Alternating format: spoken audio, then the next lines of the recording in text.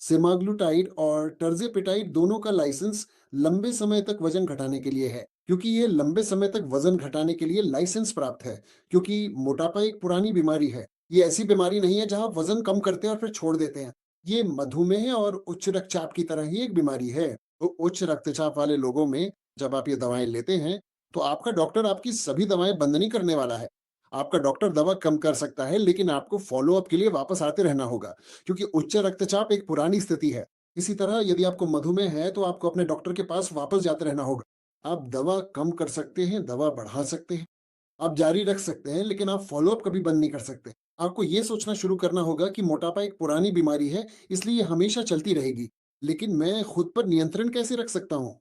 भूख पर नियंत्रण रखें, स्वस्थ रहें, आत्मविश्वासी बने, उच्च आत्मसम्मान रखें और नियंत्रण में रहें।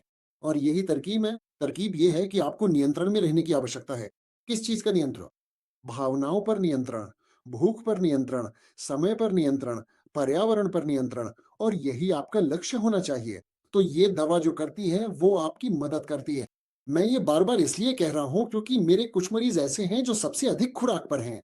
आप जानते हैं, यदि आप वेगोवी को देखें तो वे 2.4 मिलीग्राम पर हैं।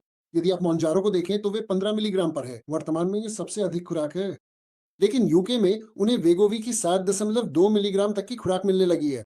तो हर साल नई दवाएं आएंगी, कुछ ना कुछ नया आता रहेगा और लोग एक दवा से दूसरी दवा पे कूदते रहेंगे। क्योंकि ऐसा क्यों है? वे एक से दूसरे पे क्यों कूद रहे हैं? क्योंकि वे नियंत्रित नहीं है। आप जानते हैं, अंदर से उन्होंने अपनी भूख को नियंत्रित नहीं किया है, वे समझ नहीं पाए हैं।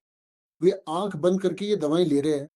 तो मेरे प्रयास करने का कारण आपको ये समझाना है कि आपका शरीर अद्वितीय है और आपको अपने शरीर के बारे में सीखने की आवश्यकता है।